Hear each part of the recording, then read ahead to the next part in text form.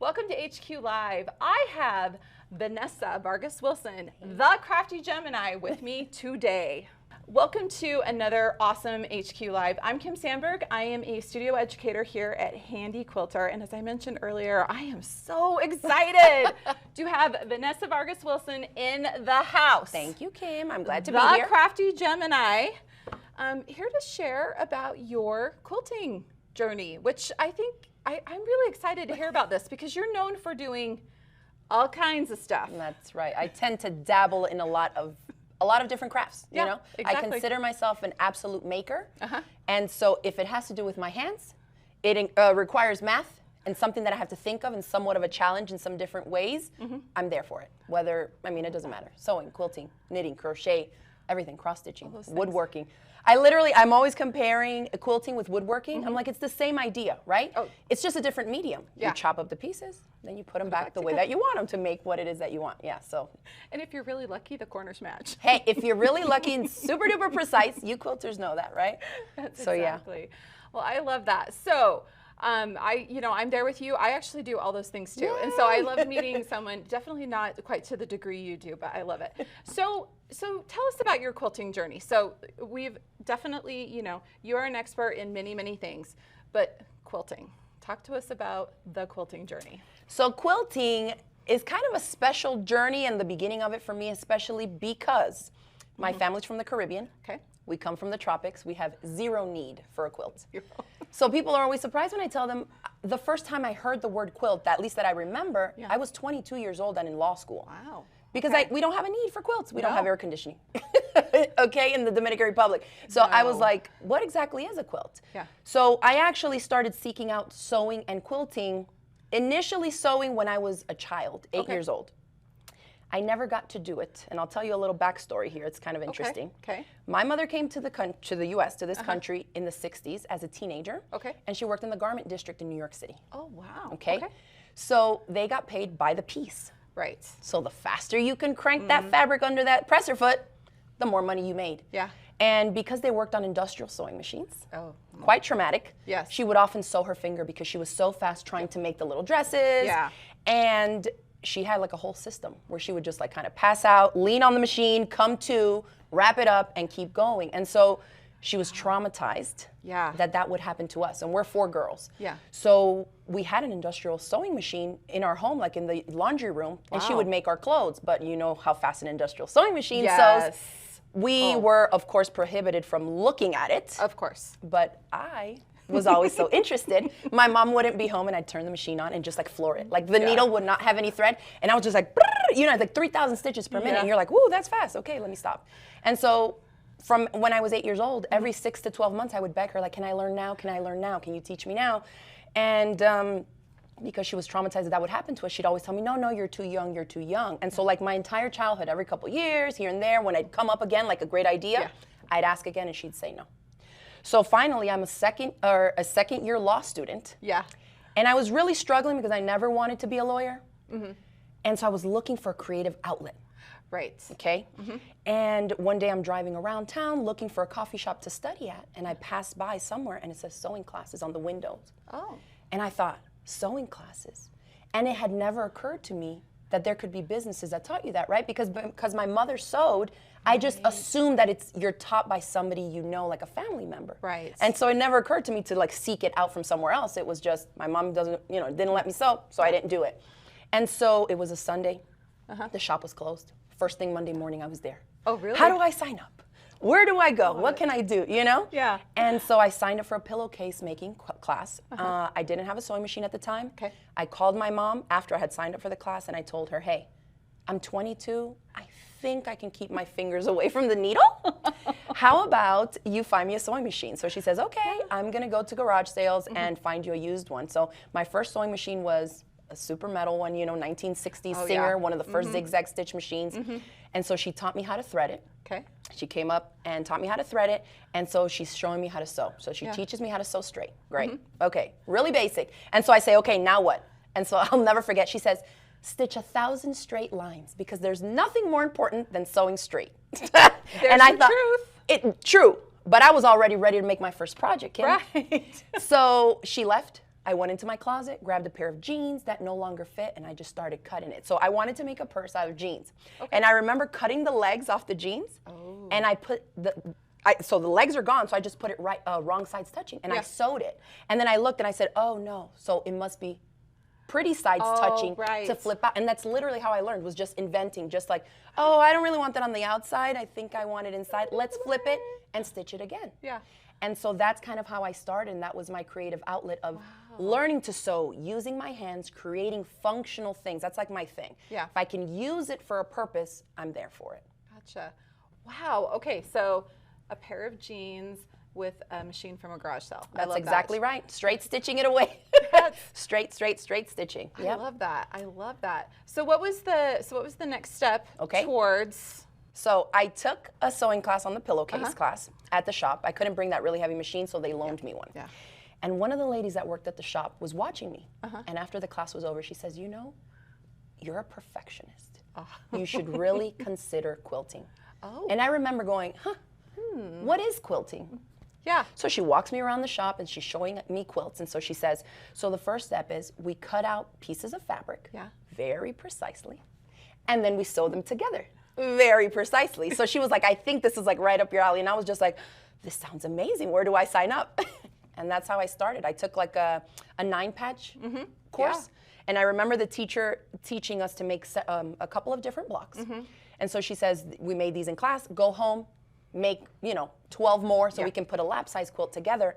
And I went home and started pulling up patterns and things on the internet. And so I made, instead of 16 blocks to make the quilt, I think I ended up making like 25. And I brought them to class and I sat there with the teacher, like, help me pick the most perfectest ones. Like, if, the corners on the 9-patch block were off, I'll toss it to the side. I need the most crispest, and that was, it really fed that perfectionist part of me to try and aim for that goal of having them be super on point. Perfect. Perfectly matched. Yeah. So that first quilt, and then from there it just went. Yeah, so I made that quilt. I ended up buying like a little intro, smaller machine, and part of the class was finishing it off and quilting it. Oh, okay. On that machine. Yes, with a throat space like this. Yes. And so even with a walking foot, I felt like I wrecked it because there was puckers that would stream across the entire diagonal across the back. And I was doing some type of cross hatching. And I remember I started dating my husband around that time, and I told him, I really love quilting, but I need a long arm because this is too much. Like, I can't. You're fighting with it. It's getting hung up on things. I don't have enough room. And so we were actually dating at the time, and he said, shop around, I'll get you one, So I would try to take him with me to the stores to demo them, and he's like, I don't want to see it. I don't need to see it because I'm not going to use it, and I don't even know what it does. So literally from day one, he has been my #1 support, getting us, to grow our business, to start a business, grow our business, and be able to be home with our family and raise our kids. So it's really been a blessing. Oh, that's so cool. So I love that, like, you knew he was a keeper because he was like, I'm going to buy you a long arm. Yeah. Literally. I was like, thank you. Because I was like, don't you want to see what it does so you can see why you're spending this much money, And he was just like, I don't care. No, like, if you're going to use it and it's what you need, get it. Yeah. That's huge, Exactly. To have a supportive, whether it's a spouse, a partner, a team, just to be surrounded by people who really, because I feel like ourselves, we question it, like, I don't really need that. So then you struggle through, right? But you know what a difference it makes to have the right tools. Yes. The right tools make all the difference. That makes all the difference. Okay, so where did you go from there in your quilting journey? So I'm assuming you got a long arm at this point, and I know your first long arm was just something super basic. Yeah, super basic, just straight stitch. It didn't have anything fancy, and it was a way for me to try and recoup the money to help him out, because of course I felt guilty that he bought something that, and I started quilting for customers, and so I was learning a lot. Yes, mostly edge to edge, just free motion, but freehand, and I would really only take on the projects where I had complete creative freedom. Where they'd be like, I just want it quilted, it doesn't matter, and then I'd look and say, I want to try this new motif or whatever. And so I started with free motion quilting like that. Yeah. That's cool. So, and then from there, so you were quilting for others. I didn't realize for a teensy you really have done it all. Well, you have done it all. And all of those experiences kind of build. And so I didn't really know where I was going with all this. But as you gain a new experience, you decide, yes, no, then I'm going this way. This worked, this didn't, or I like this about it, but not this.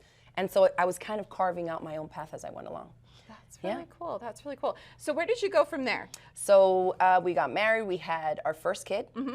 and I started making things for my child. So we did cloth diapers, diaper bags, and I would post it at the time on my Facebook page, personal page. So mid-20s, a lot of my friends were having babies too. People would start to order the same thing, and I quickly realized that if I made one diaper bag, I had zero interest in making two. Right. Oh, it was the challenge, the creativity of that new project, and on to the next thing. And so because people wanted the same thing over and over again, I kept telling my husband, you know, I really don't like this. Yeah. So he says, well, why don't you teach classes? That way you don't have to make it. Yeah. So I started teaching locally in community education programs at the local college. And I was pregnant with my son, and everybody wanted me to teach pillowcase dresses at the time. This is back in 2009. Gotcha. Pillowcase dress, pillowcase dress. And it was like almost every weekend a pillowcase dress class. And I tell my husband one day, out of frustration, I'm like, if I have to teach one more pillowcase dress. So he says, you know, calm down. Yeah. Why don't we film you teaching it? There you go. And it's archived forever, right? Yeah, on video. Yeah. And so at the time he says, you know, there's a site called YouTube where you can just post videos and they live forever, right? Yeah. So I was like, you're a genius. So that's what we would do. I would only ever have to teach the project one time. As long as you recorded it, it's archived. Exactly. And so we began posting and uploading instructional video tutorials to my YouTube channel, the CraftyGemini. And it just started snowballing from there. In 2011, I entered a competition with Google and YouTube. They were basically looking for 25 creators who were like up-and-comers, who could be like the next big thing on YouTube that they could invest in. So we got training and all kinds of stuff, and they gave you $35,000 to invest in your business and your channel. Amazing. And I remember being pregnant with my daughter with a belly out to here, and a 16 to 18-month-old my son. And when I came across that video on YouTube, like the audition video thing, I was crossing my fingers and saying, I hope that the deadline hasn't passed. Yeah. So I'm digging through, clicking the links, and I get to the website, and I had 4 days left. Oh, wow. At the time, my husband had just literally that same week had sold his car, so we were down to one vehicle because he wanted to invest in my channel. He said, you know, this is something you could really do. So we took a chunk of that to buy myself a camera. If I tell you how we used to film our videos, we had a little point and shoot, no money, you know, young parents, one income, a baby, you know, another one. We had a point and shoot camera. Wow. That had a 256 megabyte memory card. Oh my gosh. So the first tutorials that I posted on YouTube were filmed in 20 to 30 second increments. Oh my word. I'd film 30 seconds, wow, take the card out, put it in my laptop, download it, reformat the card, and go film another clip. Can you imagine? No. We have 64 gigabyte cards now, like 256. Yeah. That's crazy. That's how I started. So 20 seconds at a time. So you ended up doing that, and you entered that. I entered the contest, and I won. I was selected as one of the 25. Yeah. And they flew us to New York. We got training on YouTube, and we went to one of the big photo and video stores. So we basically had like a private shopper with us, so we can explain to them what types of videos we make, and they can help us select the right tools and stuff for the job. Yeah. And so from that opportunity, I was featured on ABC's 2020. Wow. And the New York Times. Yeah. It was just a great story, right? A pregnant mom with a law degree who's not practicing law and is turning quilting into her career from home using YouTube. Yes. So, I mean, it was a really fun time. It was a great experience, you know, and it allowed us to move out to a little 5-acre homestead that we wanted to. And because we moved out to live in a mobile home, we didn't have like a garage or anything. Yeah. But I still had the funds from winning that contest to purchase a studio building. Oh, wow. So we purchased like a little wood shop shed. I finished the interior myself, insulated it, drywalled, put an in-wall AC unit, and I set up all my filming stuff, and that is what I used to film my instructional video tutorials for several years before, you know, we expanded to a larger space. Yeah, Oh, wow. Little by little with babies, Yeah, that is so, such an inspirational story. And to think it started with, you know, what can I do in my free time while I'm going to law school? Exactly right. For a creative outlet. It was. I would show up to like study groups and run in there with a Christmas stocking, like flipping it inside out, like, it's lined. I did my first lining. There's no raw edges. You know, my friends would be like, have a seat. We have a test to study for. Yeah, you're like, you haven't found your guild people yet. Well, and I used to sit that was my second year. My last year, my third year in law school, I would sit in the back of classes and I would skip out early because the quilting classes were during the day at our local shop. Yeah. And so I would schedule my classes so that I could get out or skip out maybe 5-10 minutes before class was over so I can run to take a quilting class. And so my friends were like, you're the only one skipping law school classes and sneaking out early to go quilt with grandmas. And I was like, And I love every single second of it. Yeah. Amazing. Yeah, I wouldn't change anything. It was so fun. Oh, that is It was so fun. cool. That is so cool. Yeah. So, so as you kept continuing along in your journey, so you now got things set up on the farm, your little homestead that you guys have got, your quilting and filming out in your shed. So, like, what was the next step? What's the next thing that happened? We kept growing, and we were looking for ways on how we could monetize this and grow the business. Our initial goal, especially after winning that contest, my husband was like, "We're onto something, right? We can really do this." So my main goal was to retire my husband from a 9 to 5, right? So that we could both be home to raise our kids and homeschool. And that was together. The goal, right? Yeah. And so we were then trying to find ways. As you're growing on YouTube, you know, you're getting ad revenue, but it's not really something that you can live off of unless you're going viral. Yeah. And so we were trying to look for ways on how we could monetize what we were doing. And so we started working with companies and doing sponsored posts and things like that. And then after that, I launched, this was 2014, I launched my first online video-based quilt club. Okay. So we were live streaming in 2014, 2015, 2016. It was wild. We were, you know, new technology, but you're trying to dig around for what you want and what the vision I wanted for my business. And so as we started doing things like that, you know, you build up a community online, and that is your, like, you have market research at your fingertips. So I could design different programs and classes I was offering in my business around what my community of customers wanted. What were they struggling with? What do they want to learn? And so it's, again, it's just like you go this route, this works, you keep going. It doesn't, you swap, you change, and it's all about, you know, pivoting, especially in entrepreneurship. So yeah, no, that's so true. So those quilting clubs, what kind of stuff did you do in those quilting clubs? So we featured one different monthly project that was either or like quilted bags, tote bags, different quilts. We did a mystery quilt along all year long. So each month you'd get a clue, but you had no idea what would, you know, how it was going to come together at the end. A lot of tips and tricks for smaller projects. So what I tend to do, even till this day, is I teach new skills and techniques via a project. Okay. You know, you go to a lecture, you might learn something, but you don't have anything tangible where you've applied that technique to make sure that you've nailed it down. And so my thing is, if it's a complex technique, I try to teach it in a smaller scale. So whether it's a quilted pillow, you know, a bag, mini quilts, design things, teaching specific techniques like, say, needle turn applique. Not everybody we know is going to make a queen size quilt in needle turn applique. But you're not going to know if you enjoy the technique unless you try it at a smaller scale. So I would design little mini quilts, which were basically one block. And I would teach you the technique. And it's so funny to see how some people were like, I'm totally hooked. I'm doing a big quilt of this. And other people were like, one and done. I'm good. Exactly. And so that's what I like to do, is encourage people to try new things and help them build the confidence. There's things that we see that we appreciate. It's gorgeous, it's artistic. If you're a quilter, you can recognize the work that went into something. Yeah, oh, absolutely. But oftentimes you're instantly like, that's great, I'm never gonna do that. And so that's where I come in. I love that challenge of getting my students to really think about things differently and just attempt it. Okay. And I mean, 9 times out of 10, you end up surprising even yourself. Yeah. And so it's all about helping them build that confidence internally themselves to say, I saw something else that I liked. A year ago, I may have never attempted it. But now, because I've done these projects with Vanessa's classes, and because the video comes in there, they're step by step. It's hand holding. You know, I hear from a lot of my students that they feel like I'm in the room with them. Yeah, yeah.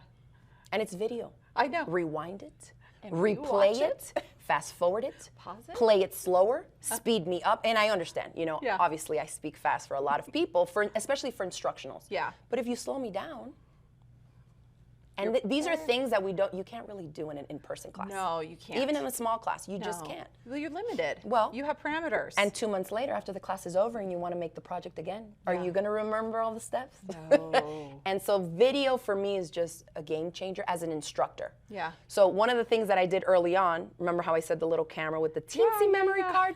Well, my husband got fired, I think, after the second video. Because I would literally, he would stand on a chair and like give me that aerial view, because it's an instructor. I know the importance of the point of view of the maker. Right.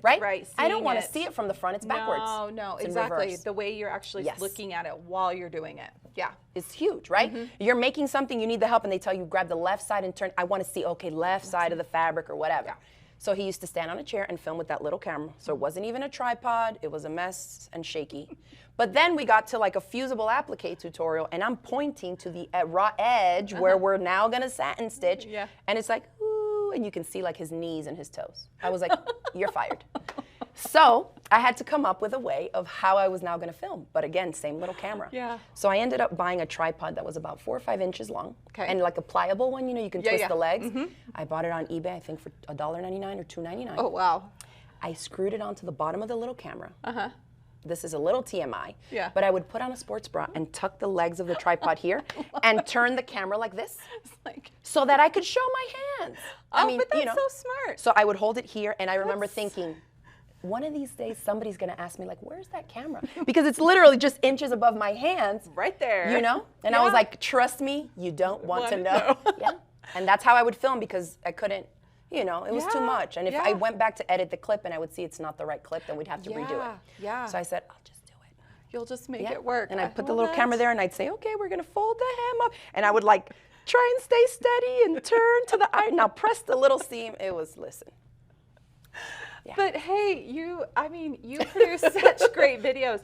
I know we actually were filming for one of our watch and learns a couple weeks ago, a casserole carrier. Hey. And I Googled it, and the first video that came up was you. And I was like, oh, I'm gonna check out and see how Vanessa did this, because I know you just always have such great, simple, straightforward instructions that are easy to follow, which I think that's one of the keys to getting a good education with quilting. Absolutely. Because we're visual, seeing how to do it, having somebody concisely explain it, it works so well. Well, and there's so many great projects. And you say, I want to make it. Yeah.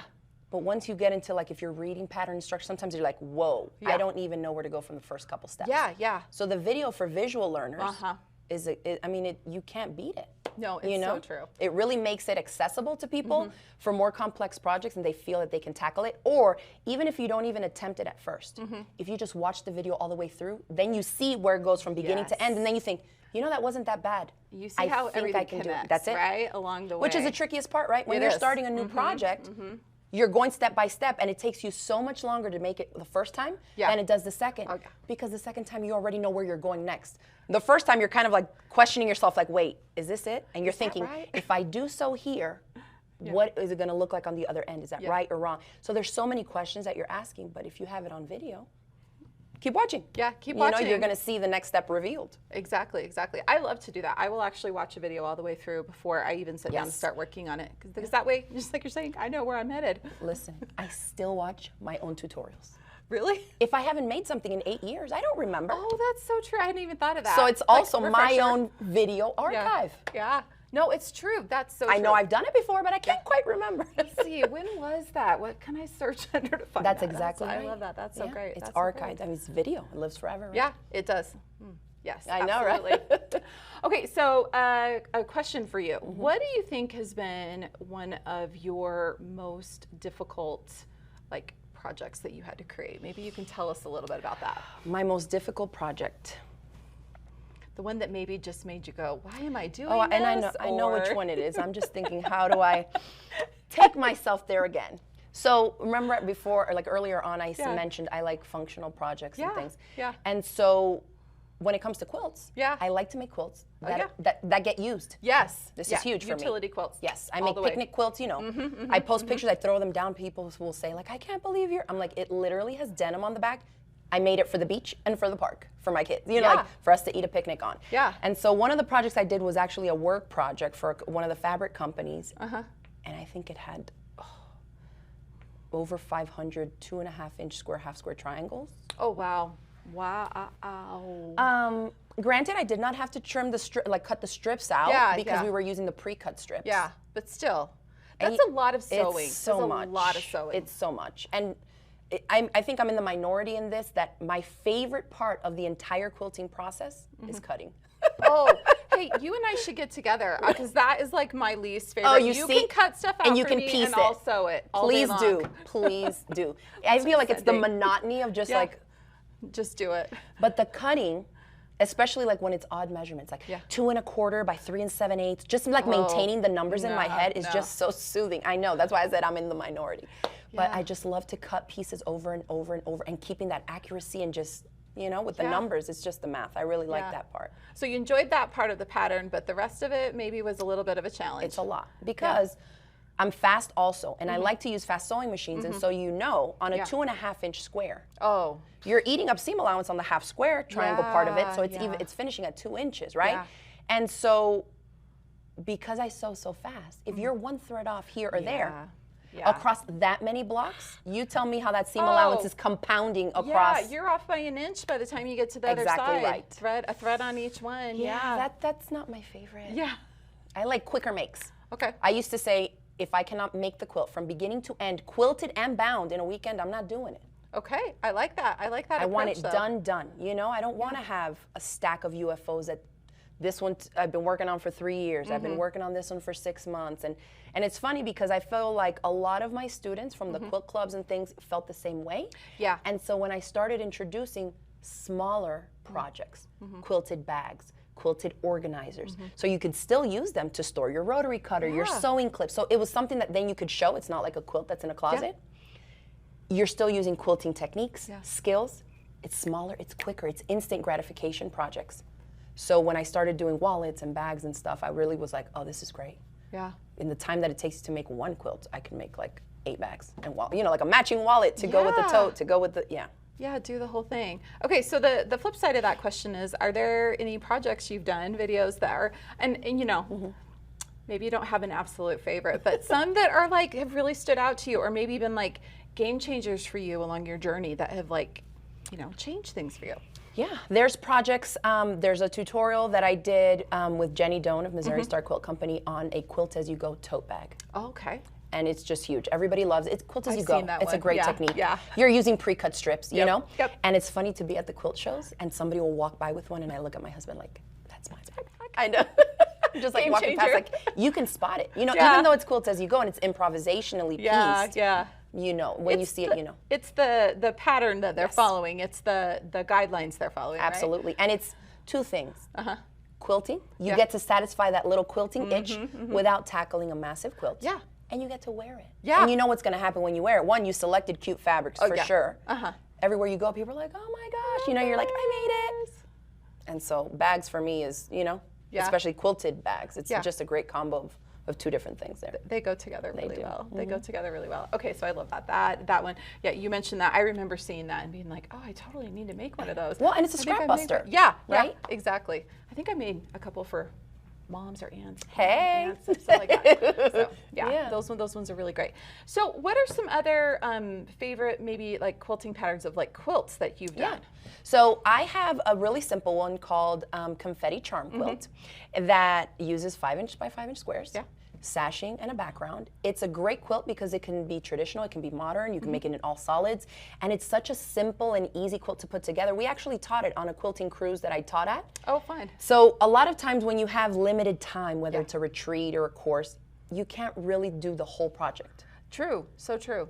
I can't do it. I have to have all my students leave my class with a completed project, Gotcha. And so, maybe you're not able to quilt it and bind it, but I need you to have a finished quilt top. Yeah. And so I try to design projects like that because nobody wants to, 2 take years it later, home go to a class and then you're like, can you help me with this? I started 3 years ago, but we didn't finish it in class. And I feel like that part of instructional sewing, quilting, no matter what craft, it kind of dies the enthusiasm, like it dials it down just a little bit because you don't have that sense of like, I did it. And so as a teacher, and I've been, I taught my kids as toddlers to sew on a sewing machine, all the way to grown-ups. I see the importance of having students leave with completed projects. Oh yeah. And so I knew it, even though if it was a quilting cruise, maybe you're not able to, we're gonna make a whole quilt. So we design projects that you can. So imagine you finish a whole quilt top, it's nothing but strips and pre-cut squares and it looks amazing. Yeah. And it touches on the fact that a lot of, especially beginning quilters, not everybody's super confident with selecting fabrics. Absolutely. So if you buy a 5-inch square pack, guess what? The designer did that for you already. Yeah. So you just pick a nice background fabric and boom, you have a quilt literally in a couple of hours that you can make that quilt top in. Yeah. So a confetti charm quilt is what I call that one. You love that one. I love it. That one sounds really fun. It's a great go-to. Sounds really fun. So where do you think you are in your quilting journey now? Like, so it's interesting you say that because I've been quilting now for maybe almost 15 years. Yeah, yeah. And so because I dabble in so many crafts, it's like a circle. Yeah. Like I go quilting, then I want to make clothes and I do garments and I come back around. Oh, I'm traveling. Let me take some knitting with me back around. Yeah. And it gives me time to appreciate. And then it's like, oh, you know what? I haven't made a quilt in a little bit. Let me make a quilt, right? Yeah. And so you come right back around it. And so actually being here has really re-sparked that in me. You know, like we mentioned, I've long arm quilted for customers. Yeah. I've designed quilts, magazines, have taught, I've designed fabric. Yeah. So giving myself little breaks here and there, I think now because I've been free motion quilting for so long, that's all I ever thought of. And I never really considered even thinking about, you know, computerized quilting. Yeah, yeah. And so being here, learning, you know, how to work the Pro Stitcher Lite, it's almost like it's opened a whole nother chunk of what quilting is in my brain. Yeah. So of course you feel, you know, the love of quilting re-sparked, you know what I mean? Like now, I'll try this. I haven't done that yet, right? Yeah. Because a part of me feels like I've done a lot. I've done most of the stuff that I wanted to do in terms of techniques, and, you know, I've done clubs full of just curved piecing blocks and mini quilt. Like I've dabbled in a lot of different techniques. And so I think, you know, with the computerized quilting is just a totally different world that's opening up. The next avenue to go I'm down. kind of excited, actually. I know. Well, I'm really excited to see what you do with it too. I know that you know, finding that new tool for your quilting toolbox can definitely help you just explore new avenues and do things like that.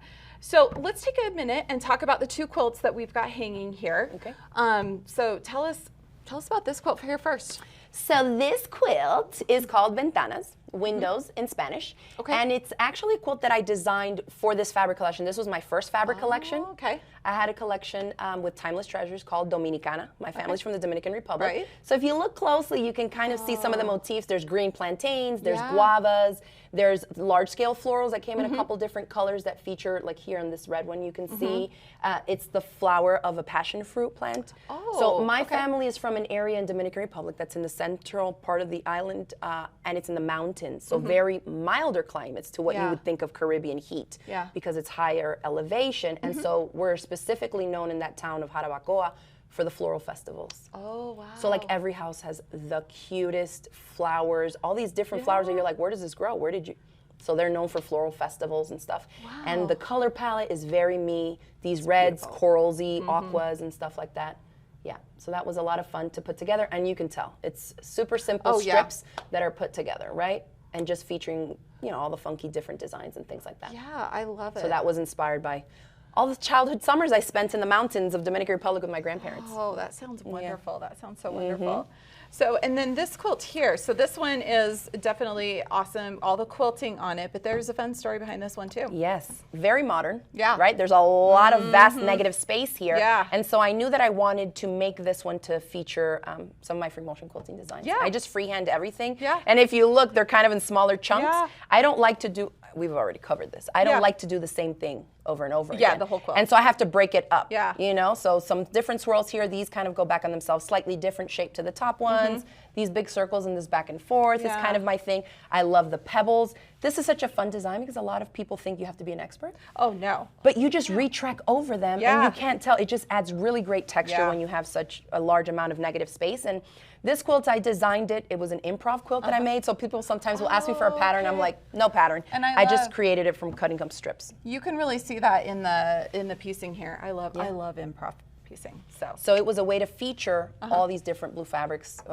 This was on display at a quilt con that we went to for one of the fabric companies, Northcott Fabrics, is featuring their different blues and greens. And so I did kind of a scale going down this way, featuring the different prints. And then I got to play around with, if you have a look on the inside of these units, you can see how your eyes are kind of drawn into the center because of the darker interior parts here. And then it kind of gets lighter and lighter as you go out. So yeah. I love that. And I know you told me that you actually quilted this in a really unique way. You did it in front of a live audience. Live studio audience, yes. So my online quilt club at the time, I was pointing out to them and showing them, hey, I got to finish this quilt. I'm getting this done. Let's go ahead and quilt some now. And so I had the camera right there. And I would ask them in the chat box, like, hey, what design should I do next? And people would say pebbles. And then some of the other ladies would say, no, don't do it live. You're going to mess it up. And I'm just like, it's okay. I can talk in quilts. And so we were going off and It was a lot of fun. I think it took me 7.5 hours total for the free motion quilting. Okay. The part that took the longest that I immediately regretted was these pebbles. Oh. When I started on that end, when you know, you feel like you're going for such a long time, and then you look and you over, stop and look. and I'm like, so this chunk only. How long is this? Yeah. 2.5 hours. Oh my gosh, I pebbling. believe it. Yeah. I believe it. It was wild, but That's I'm so glad I have worth it. Yeah.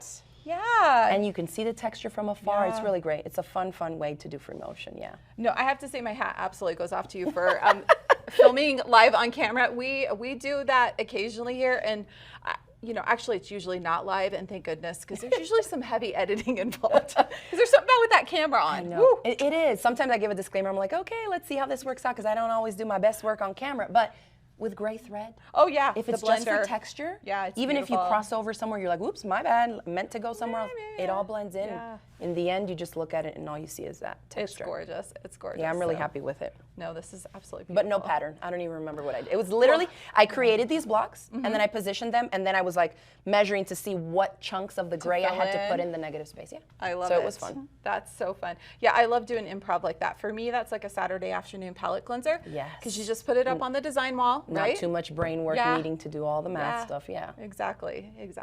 So. Scrap busters. Exactly. Exactly. Well, any other fun stories you want to share? Oh, I have tons, but I don't think we have all day for my fun. Yeah, no, I'm just so happy that my love of quilting is kind of getting resparked, like I mentioned, with the computerized portion of it. And I think a lot of times, and myself included, and because I'm now kind of on the other side of that, I'm realizing I think a lot of other quilters maybe feel this way. Yeah. Where you feel like maybe you're not partaking in the quilting if the computerized part of the long arm is doing it for you. Yeah. Oh, and it's a totally different. Is it cheating? No, absolutely not. No.